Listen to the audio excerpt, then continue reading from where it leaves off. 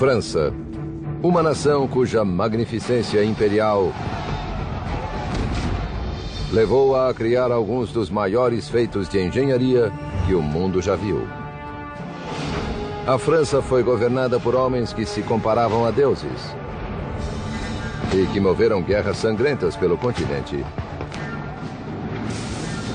A busca pela perfeição levou esse povo a construir em escala monumental. Notre Dame is a structure of breathtaking innovation.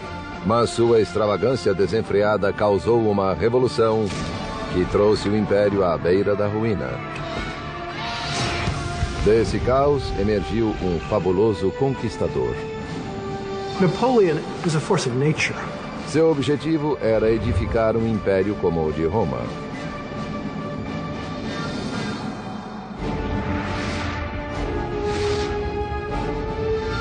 Construindo um império, Napoleão. 1163, Paris. Um exército de pedreiros trabalhando em blocos de calcário agita-se na Île de la Cité, uma ilha no meio do rio Sena.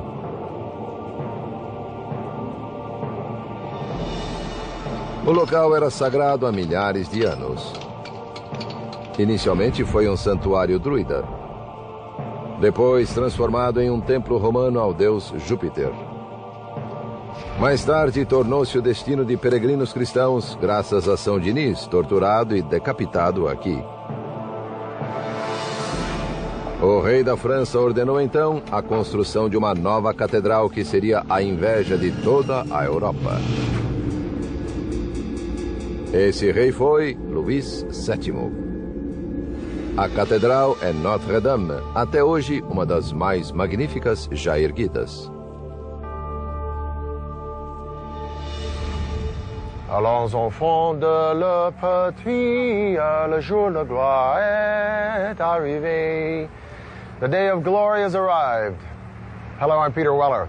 I learned the Marseillaise, perhaps the world's most passionate national anthem, about 15 years ago when I decided to take some time off and come here to the streets of Paris and retrace the steps of the French Revolution.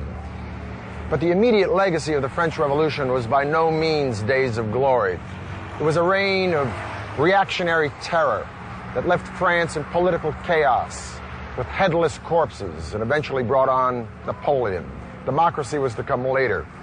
But just as the foundations of democracy are bathed in blood, so are they also bathed in beauty. And the glory and beauty of France endure in its invention, innovation, in the arts and sciences, in its civil planning and architecture, and in its incomparable facility to build, like a cathedral. The word cathedral does not just infer some big old church, generically. It's taken from the word cathedra, meaning seat. It is the seat of the bishop or the archbishop, the pope's representative in a particular parish or district. This is the Cathedral of Paris, Notre Dame de Paris, Our Lady of Paris, dedicated to the Virgin Mary. It ain't bad, is it? Matter of fact, it's probably the world's most famous church. Now, before this, in the early Middle Ages, churches were built in a style called Romanesque, using elements of real ancient Rome, like columns and capitals. Romanesque churches were short and fat and squatty, with big, thick walls, little bitty windows, barreled vaults, rounded arches. Even the Romanesque sculpture was austere and solid. But the churches didn't hold a lot of folks. And the Bishop of Paris, Maurice de Sully, not only wanted a church that would fill up with thousands, he wanted a church that would inspire awe. Maurice de Sully era um ícone cristão na França. Após anos de lutas sangrentas, ele e Luís VII quiseram consolidar seu domínio sobre as terras feudais francesas. A grande catedral deles seria a pedra angular desse novo regime e símbolo de sua autoridade inquestionável. Seria construída de um modo nunca antes visto na Terra. Maurice was the Bishop of Paris at a moment when Paris really was a boom town. Louis VII established Paris definitively as the capital of the Kingdom of France. I think Maurice wanted to build a building that was worthy of the status of the city and men of enormous wealth and power.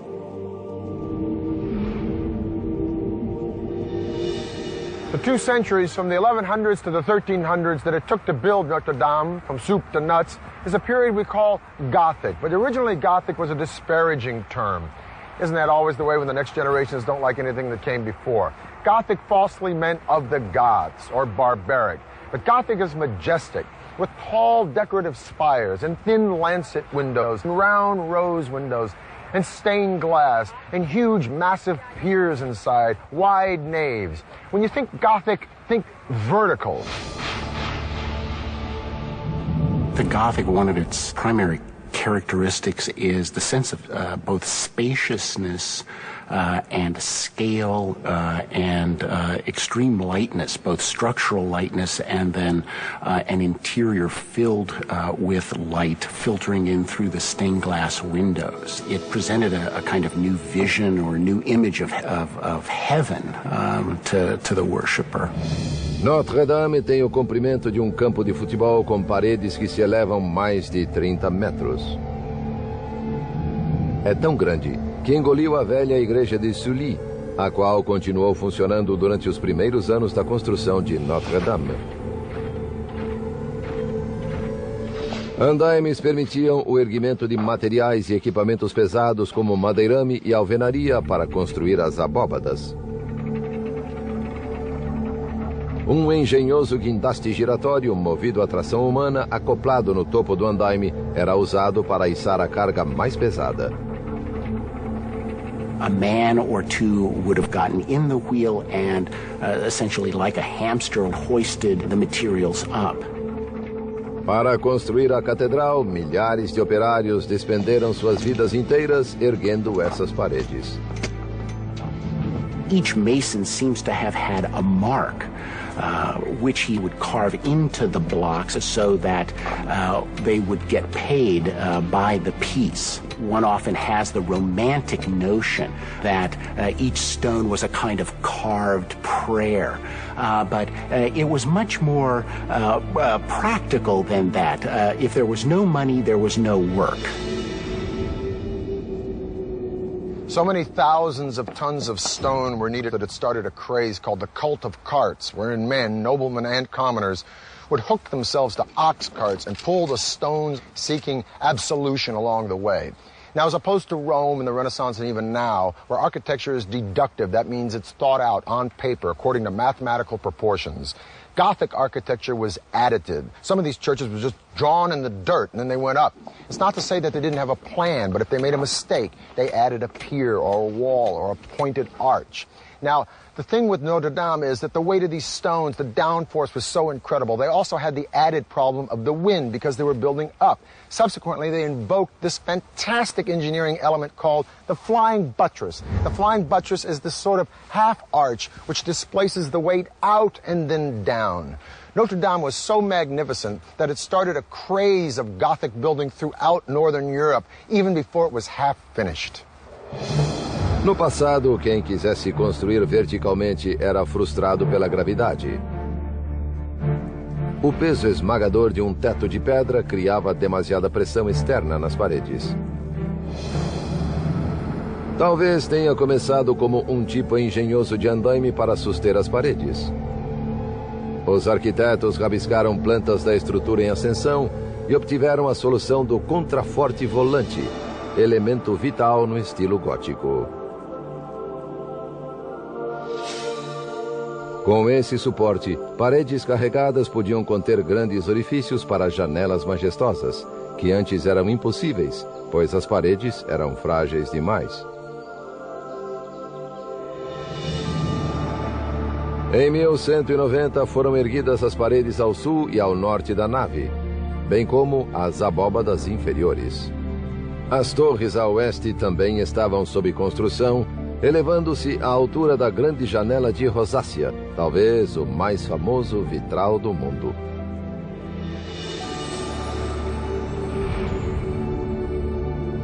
Em 1196, com a saúde debilitada, o bispo estava decidido a fazer de Notre-Dame a catedral mais extraordinária da Europa, mesmo que não vivesse para vê-la pronta. Maurice de Sully, in his will, left money for the roof of the cathedral, and through his generosity, left his mark on his beloved church. A Catedral de Notre-Dame foi concluída em meados do século XIV, quase 200 anos após o início de sua construção. Era o símbolo de um império em ascensão. Sua grandiosidade e beleza prenunciavam o poder e a glória que estavam por vir.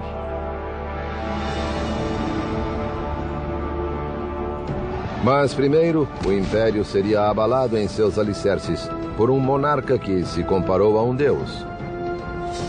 Cercou a França de fortificações espetaculares e construiu o maior palácio que o mundo já viu.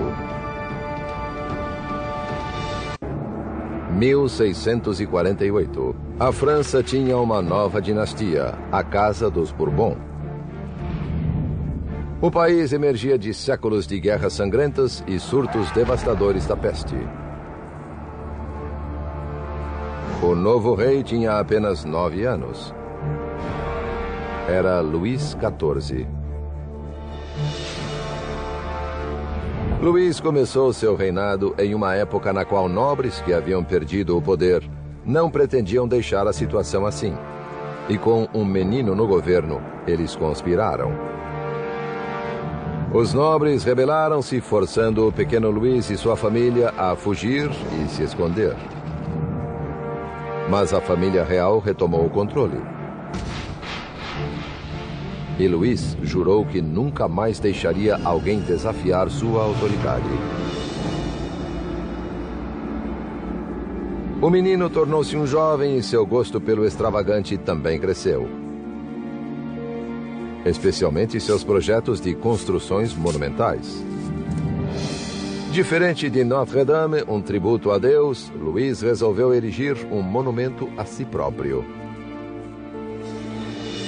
Rompendo radicalmente com seus antecessores, assumiu o controle absoluto, transferindo a sede do governo para fora de Paris, estabelecendo-o em uma cidadezinha 20 quilômetros ao sul, Versalhes.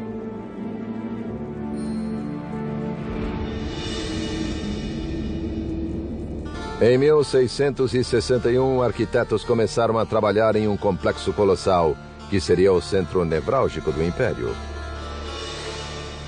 Louis XIV wanted spectacular achievements. He wanted spectacular engineering, spectacular architecture. Versailles itself is a statement that says a lot about the kind of image he wanted to project to the world. You know, he wanted to be #1 power. Versailles. It was here that the powdered wig and puff pastry were raised to high art.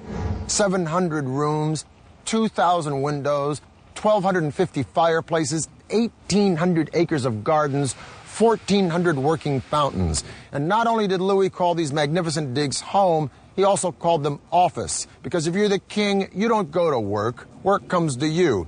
After all, this is the dude who said, "L'État c'est moi." The state is me. And what better place to be the state than in a pad that's got an entire hallway made out of mirrors? Let me put it this way. If you were called on the carpet at Versailles, it was a pretty long carpet. By 1682, when Versailles was finished, it would have become the symbol of the power and the glory of the regime ancien. Seus jardins e fontes eram os mais belos que o mundo já vira. Mas precisavam de água. Para resolver esse problema, Luís encomendou um de seus mais extraordinários feitos de engenharia, a máquina Marly. Uma enorme estação bombeadora para trazer água das areias a 4,5 km rio acima, até suas queridas fontes aqui. Inaugurada por Luís em 1684, a máquina Marly era um milagre de engenharia hidráulica. Funcionava graças à corrente do Sena, que fluía através de 14 rodas de água gigantes, capazes de fornecer 378 milhões de litros de água por dia.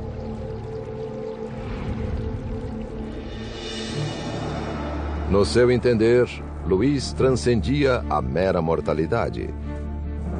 Ele se identificava com Apolo, o deus solar grego, e adotou um novo título, Rei Sol. Enquanto consolidava seu poder absoluto em casa, Luís XIV voltava-se para o resto da Europa. Louis XIV was an aggressor in a Europe that France was already the leading power. Para realizar seus sonhos imperialistas, o monarca francês recorreu a um dos maiores engenheiros militares do mundo, Sébastien de Vauban. Vauban demonstrou seu brilhantismo no campo de batalha com uma estratégia de ataque revolucionária, o método de trincheiras paralelas. Ela salvaria vidas e mudaria os métodos de guerra por centenas de anos.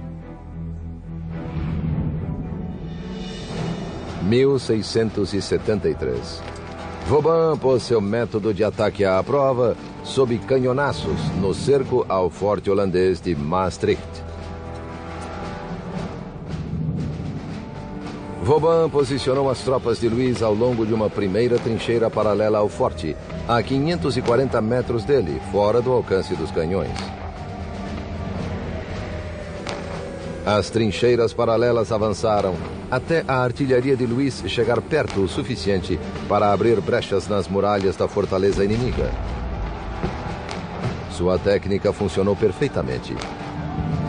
As tropas francesas irromperam pelas brechas, sobrepujando os holandeses.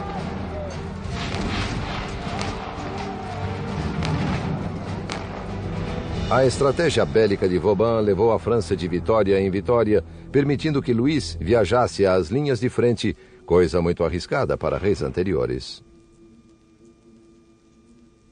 Vauban offered him the possibility to be the winner at the war. The most beautiful attack of Vauban was the one where the king is here. Cada primavera, Luís liderava seu exército para cercar cidades fronteiriças, levando a corte consigo, inclusive sua rainha e suas amantes.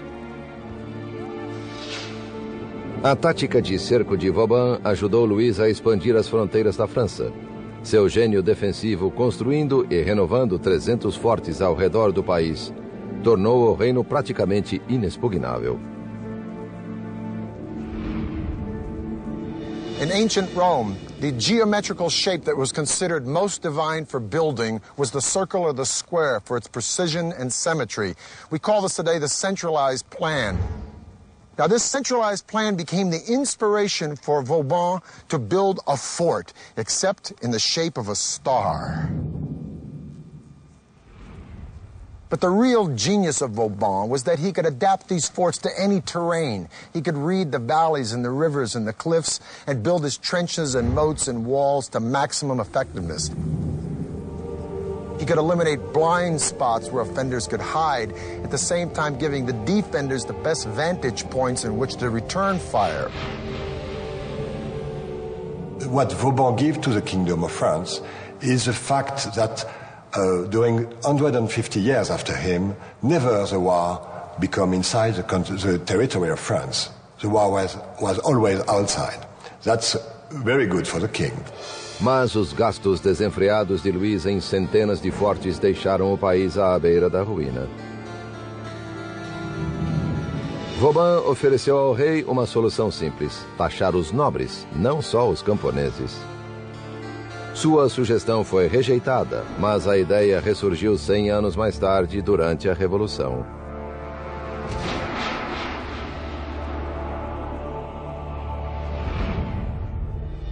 Mas, por enquanto, Luís XIV era o monarca mais poderoso da Terra. Com sua expansão europeia em andamento, ele tentaria dominar os mares com uma passagem ligando o Atlântico ao Mediterrâneo. Passagem que ninguém acreditava ser possível construir. Louis XIV tamed nature just like he did empires. He pulled these parks and gardens of Versailles right out of a marsh. He spared no expense in diverting the rivers around Versailles to fill up these 1,400 fountains. But while these fountains were being designed, there was a salt tax collector named Pierre-Paul Riquet who had water dreams of his own. He dreamed of connecting the Mediterranean Sea with the North Atlantic Ocean with a waterway that would cut all the way through France. The influence of France during the reign of Louis XIV was so profound that French became the spoken language amongst the educated of Europe, as well as the language of diplomacy amongst all the European monarchies. But Louis XIV detested dependency upon these monarchies, particularly Spain for its access from the Mediterranean Sea to the Atlantic Ocean. Well, this tax collector with a dream, Pierre-Paul Riquet, was going to fix that little problem for Louis with the Canal du Midi that would not only connect the Mediterranean Sea to the North Atlantic, but would pave the way for the 19th century Industrial Revolution, when to have a canal would be an absolute must for any country that wanted to make money. Pierre-Paul Riquet era menino quando ouviu falar da ideia de canal através da França, que permitisse aos navios evitar a longa viagem ao redor da Espanha. Ele sonhou com isso toda a sua vida. I doubt whether Riquet was very easy to live with, because he was so caught up with this project. He was so, I think it's fair to say, he was obsessed by it. Something in him made him want to build, made him want to achieve something concrete that would go down for posterity. 1662. Aos 52 anos, após arrecadar uma fortuna no lucrativo negócio de cobrar impostos para o rei, Riquet estava disposto a abandonar sua confortável aposentadoria e entrar na história da engenharia com uma solução genial para um dos mais vexatórios problemas arquitetônicos do século: como manter o canal repleto de água.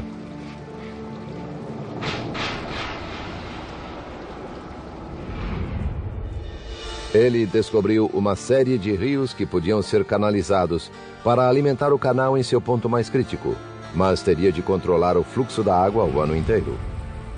It was going to be dry during the summer. So Riquet understood you needed to get a big volume of water as a reservoir. And the site was found, which was the Saint-Ferréol Dam. And that was absolutely spectacular. That was the key to the whole project. Reservatório. Foi lance de gênio. Riquet solucionou o dilema que ninguém conseguira antes dele. Só havia pequeno problema. Para suprir o canal com água suficiente, ele teria de construir a maior represa que o mundo já vira.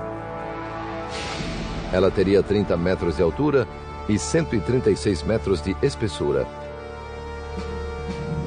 Atrás dela, lago artificial de 7,5 bilhões de litros. A bacia de Saint-Ferréol apanharia água de vários mananciais.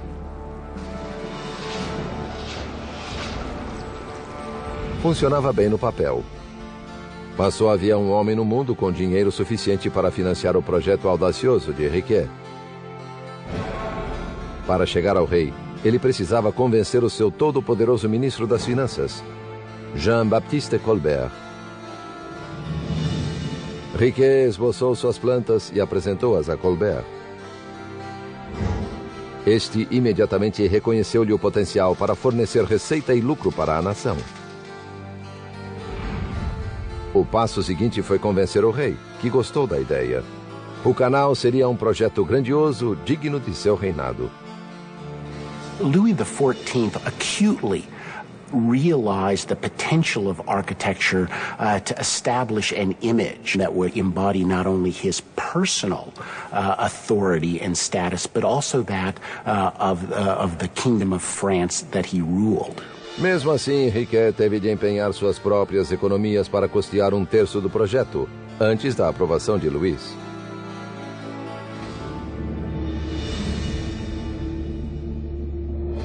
Em 1666, sem qualquer formação em engenharia, Riquet entregou-se à ousada tarefa de construir seu canal gigantesco. Começou pela construção do reservatório de Saint-Ferréol, que levaria 4 anos. Com as obras do reservatório e do sistema de alimentação em andamento, a construção do canal propriamente dito começou em Toulouse, a 17 de novembro de 1667. Em janeiro de 1668, 2.000 operários já estavam trabalhando. No auge da construção do canal, Riquet tinha uma mão de obra de 12.000 pessoas, incluindo 600 mulheres, devido à falta de homens. Para assegurar uma força de trabalho grande e confiável, ele pagava bem acima da tabela, fornecendo alojamento, férias e dias de folga. He introduced an early form of social security. You know, there was such a thing as paid leave, which was absolutely unheard of at that time. So he was well ahead of his times, but he had to be able to implement the project in a decent time. Pouco demorou para que o projeto de Riquet e suas generosidades trabalhistas suscitassem críticas. Opositores do canal acusaram-no de gastar dinheiro para sua própria glória em um projeto fadado ao fracasso. Até Colbert começou a ter dúvidas. Em 1677, a construção, que já durava 10 anos, entrou em crise quando o canal se aproximou da encosta sul da Serra de Anserine.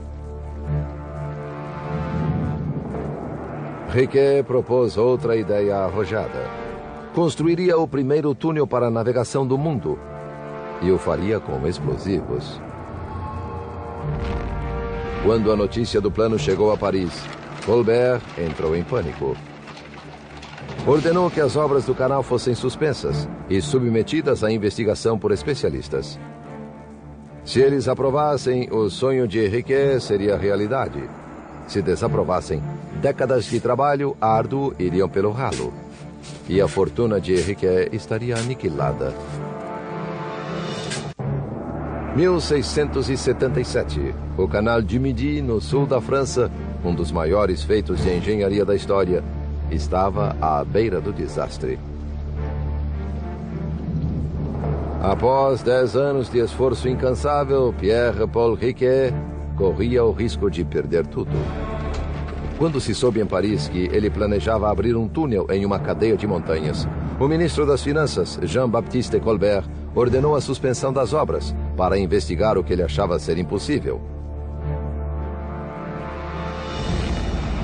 Usar explosivos para construir o primeiro túnel navegável.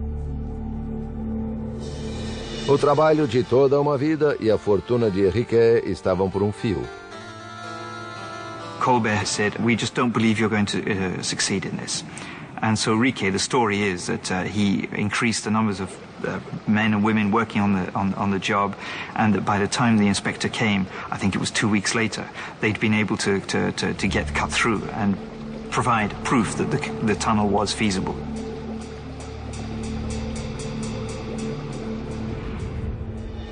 Durante 15 anos, Riquet enfrentara todos os obstáculos possíveis, da natureza e dos homens, para construir seu amado canal.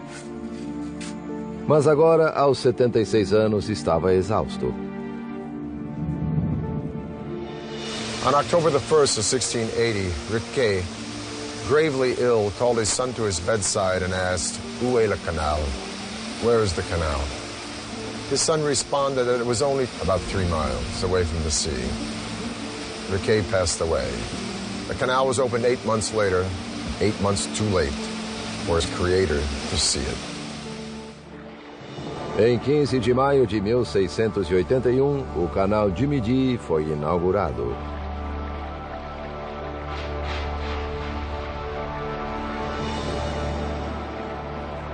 The Canal du Midi is a masterpiece. The solution for transport by water in France is the best solution still today. And the Canal du Midi shows the way. O Canal du Midi foi apenas um entre dezenas de projetos construídos por Luís XIV em sua sede por poder e glória. Mas no fim do seu reinado, seu esbanjamento levara a França à beira da ruína. Seu governo autocrata e vultosas dívidas semearam a revolta, que germinou um século mais tarde.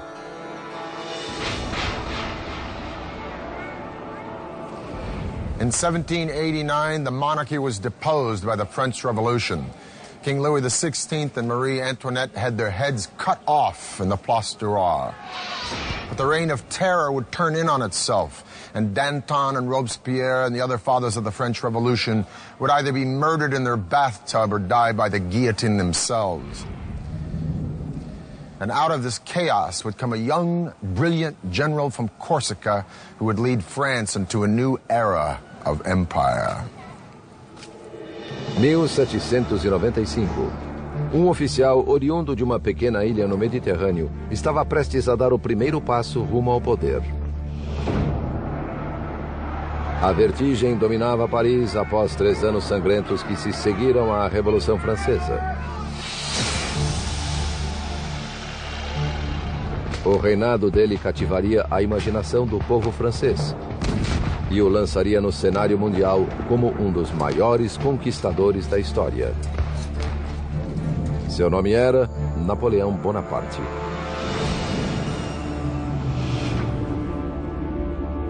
Napoleon was a force of nature. Audacity was his middle name. Napoleon imposed himself upon Europe with such force that he goes down in the annals with Caesar and few others. A ascensão de Napoleão foi meteórica. De comandante do exército do interior a general das forças na Itália em apenas um ano. In 1796, Austria attacked French troops in Italy, and Napoleon took a disaffected and undernourished army and turned it into a veritable force. He beat Austria in battle after battle, eating up most of northern Italy, finally even bringing that serene Republic of Venice to its knees. When Napoleon returned to Paris, he was a star, and then he started to take over. But believe me, after 10 years of the blood and guts of the French Revolution, the people of Paris and France were ready to say, "Praise the Lord." In 1804, Napoleon was crowned Emperor at Notre Dame. It is said there's a preparatory drawing of Jacques-Louis David of the event where Napoleon's taking the crown from the Pope and crowning himself. He also turned to his brother and said, "If Daddy could only see us now." Now, with his astounding ego, it's interesting that Napoleon was averse to creating monuments to himself, but he created one, 70,000 tons of stone in the shape of an arch, modeled on the Arch of Titus in the Forum of Rome.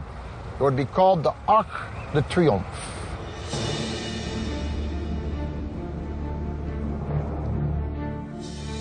Em 1809, Napoleão escolheu o projeto do arquiteto François Chalgrin para seu Arco do Triunfo. O local escolhido foi o final da Avenida Champs-Élysées, na Place de l'Étoile. A estrutura consiste em um simples arco com uma passagem abobadada de 29 metros de altura por 14 de largura. No total, o arco mede 49 metros de altura por 44 de largura, 2 vezes maior que sua inspiração em Roma. Na base dos pilares do arco existem 4 enormes altos relevos, celebrando as guerras revolucionárias e napoleônicas. A visão desse arco colossal erguendo-se majestosamente na rua mais célebre de Paris é como uma coroa de poder e glória cingindo a capital francesa. Napoleon was a self-made man, and that's in many ways what much of the revolution stood for, was that kind of brash individualism which took people's breath away. By 1812, Napoleon had conquered most of Europe, but then the boy bit off more than he could chew. He invaded Russia, and the rest, as we say, is history. Poor supply trains, harsh winters, the resiliency of the Russian people, Napoleon was defeated, forced to abdicate, and exiled to the island of Elba. But he escaped and enjoyed a short reprise of power we call the 100 Days, before he was defeated at Waterloo and exiled again, this time to St. Helena, and for good.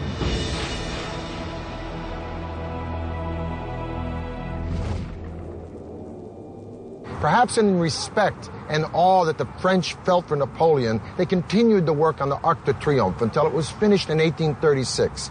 And the Arc de Triomphe would stand as the emblem of France until a wiry, bizarre skeleton of a building made out of iron would change the idea of an urban skyline forever. O Arco do Triunfo seria o símbolo de Paris por mais 50 anos, até ser superado por uma torre que cativou a imaginação do mundo. Em 1889, Paris construiria um dos monumentos mais memoráveis e arrojados da Terra, a Torre Eiffel. Nos anos que sucederam a queda de Napoleão, a França suportou 3 revoluções sangrentas em seu tumultuado afastamento de reis e imperadores rumo à democracia. A década de 1880 marcou o zênite do Império Francês, uma superpotência colonial que cobria 1/3 da África, a Indochina e boa parte do Caribe. A Exibição Internacional de Paris, em 1889, foi idealizada para comemorar o centenário da Revolução e estabelecer uma nova era de poder e glória para a França. O governo francês escolheu um grande chamariz para a exposição, uma torre épica de 300 metros, símbolo arrojado de otimismo e autoconfiança. The Minister of Commerce, Edouard Lacroix, saw it as a symbol of progress, where he said humanity gravitates endlessly upward. Um concurso de projetos avaliou 100 propostas, incluindo a da empresa de engenharia de Gustave Eiffel. Desde a década de 1830, engenheiros tentavam construir uma torre semelhante sem sucesso. A reputação internacional de Eiffel como excelente construtor de enormes pontes e estruturas colossais, bem como seu desenho elegante para a torre, garantiram a sua vitória. Mas a torre não agradou todo mundo. Assim que seus planos foram divulgados, houve clamor por parte de artistas e intelectuais parisienses. It was claimed that it was ugly, it was industrial, it was useless. It was a travesty to the Parisian landscape, which contained all sorts of wonderful classical structures. Today we take the Eiffel Tower for granted, but if you think about it in its time, this thing was pretty bizarre. Gustave Eiffel was about to transform the concept and appearance not only of a civil structure, but an entire city's skyline. This thing was going to be the forerunner of the skyscraper, and a lot of folks in Paris didn't dig it. Just like 100 years later, they didn't particularly like the pyramid from IMP in front of the Louvre. But with the Eiffel Tower, it wasn't just the city do-gooders, but serious architects and writers voraciously lobbied against it. Guy de Maupassant supposedly said, "I'll eat there because it's the only place in Paris where I don't have to look at the thing." A torre tem 299 metros de altura, a mais elevada estrutura até então construída pelo homem. Em janeiro de 1887, Eiffel deitou as fundações no Champ de Mars e na margem esquerda do Sena, e encontrou seu primeiro problema. Amostras do solo sob 2 pilares ao longo do rio estavam molhadas e moles, um sério obstáculo para uma torre de 7.000 toneladas. A solução de Eiffel? Uma inovadora forma de ancorar sua torre colossal. Para os alicerces do lado do rio, ele afundou câmaras herméticas de ferro, ou caixas pneumáticas, a fim de que operários pudessem escavar abaixo do nível da água até um leito sólido de rocha. Os alicerces foram assentados na diagonal, de modo que as 4 enormes colunas da torre exercem sua pressão em ângulos retos até os blocos de fundação. Eiffel demonstrou seu gênio inovador no desenho para os encaixes cilíndricos que sustentam as colunas. Em cada um, pôs um êmbolo hidráulico para alinhar as colunas, uma vez que fossem erguidas. Eiffel enfrentou então o maior desafio de todos: o vento. Sua solução seria vital para toda a futura tecnologia dos arranha-céus. Todos os grandes nomes da arquitetura no século XX seguiriam seus passos. Eiffel era uma autoridade em aerodinâmica de vastas estruturas. Mas mesmo ele estava construindo rumo ao desconhecido. Utilizou uma série de pilares com treliças precisamente calculadas com beiradas recurvas para mitigar os efeitos do vento. Projetou a torre de modo que nunca oscilasse mais que 10 a 12 centímetros na mais forte ventania.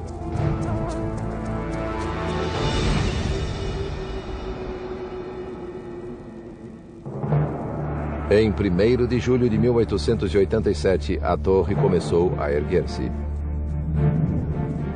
Pedaços enormes da estrutura de ferro foram içadas aos seus lugares por guindastes a vapor.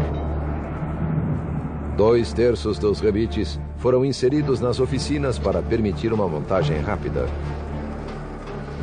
Now, one of the ways in which Eiffel did things rapidly was to prefabricate parts. He was a master at organizing his projects. A construção aerodinâmica de Eiffel foi um sucesso. Em contraste com as décadas despendidas na construção de grandes monumentos anteriores, ou os quase 2 séculos para edificar Notre-Dame, a Torre Eiffel foi construída em apenas 22 meses, com somente 300 metalúrgicos. Ao ser terminada em 1889, a obra-prima de Gustave Eiffel substituiu a Grande Pirâmide de Gizeh, no Egito, como a mais alta estrutura do mundo, um recorde superado apenas em 1930 pelo edifício Chrysler de Nova York.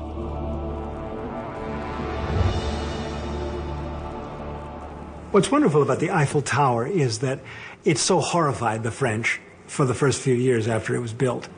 It reflected French technological modernity, architectural audacity that did not lay well with some of the traditional elites.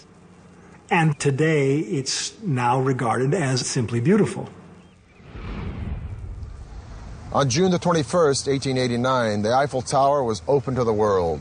Gustave Eiffel conducted personally guided tours for many celebrities and royals, including Buffalo Bill, the Shah of Persia, the King of Siam, the Prince of Wales, even Thomas Edison.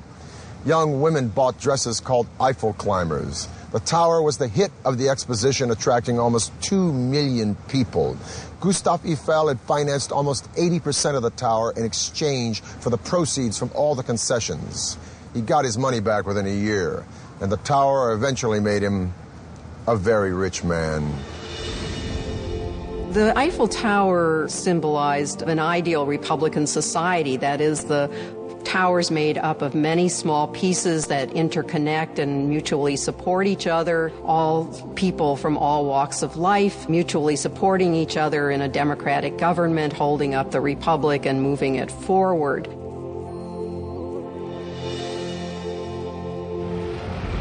In spite of the cranky cab drivers of Paris, I love this town and I love France. And then again, cab drivers are cranky anywhere. If I could go back in time, a few things at the top of my wish list would be to hang out for a weekend at Versailles with Louis XIV, or sip a coffee with one of my own personal heroes, Victor Hugo, or watch Cézanne paint or Rodin sculpt. As it is, I'm quite content to take my coffee looking up at Notre Dame, or staring at the stained glass of Chartres Cathedral, or gazing up at the Eiffel Tower and wondering how in the heck did they get only 11 pounds per square inch at the greatest points of stress on that thing. The grace and the style and the sophistication of the French have persisted from Charlemagne right into the 21st century. How do they do it? Well, some say it's arrogance. Personally, I think it's confidence. Vive la France. For the History Channel, I'm Peter Weller.